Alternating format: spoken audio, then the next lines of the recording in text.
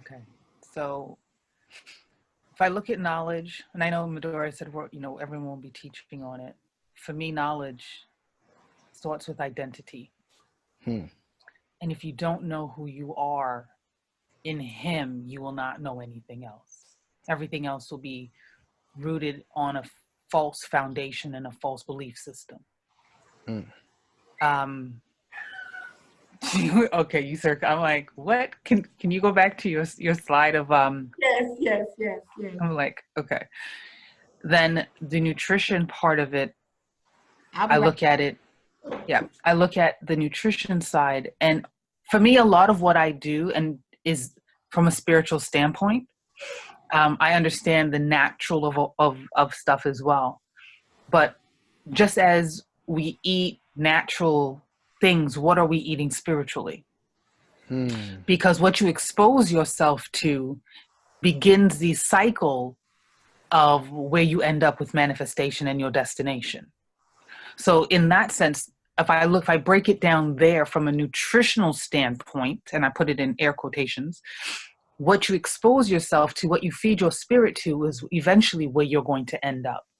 And sometimes people don't see the correlation in, it might be it could be simple as a song or something you're watching or the environment that you're around with people. If you are being fed those things and you're ingesting them spiritually and you're allowing yourself to take those in, eventually you're going to end up at a destination you don't want to be at. Exercise part, same thing. We do the physical, and you don't always have to be in a gym. I get that, but are you also exercising your mind? Are you exercising your belief system? Are you exercising these things? And the exercise and the knowledge, I can kind of put them together in the sense of when he says in Romans 12:2, be ye transformed by the renewing of your mind. Mm-hmm. If we're not constantly doing something, we're not going to better or strengthen that muscle. The water, I think that's almost self-explanatory in this, without it, you don't have it. But what I love about the water too is for myself personally, when I had asked God to have an encounter with him, and he said to me, out of your belly is going to flow rivers of living water. Okay. And I understood what he meant, but I did not understand what he meant. At the time when he said it, because I never thought that where I am now in my life is where I would be in my life. Right. I never thought that I would be a source of water to the masses of people that would bring forth change and transformation for them. The sunlight, in the natural aspect of it, we need the sun, the greater and the lesser light. But I also, there's nutrients that come in the sun.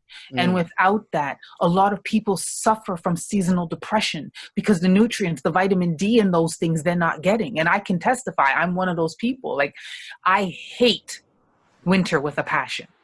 I promise you, you start throwing snow out. Look, I'm trying to be out. The reduction in the amount of sunlight in the day affects people drastically.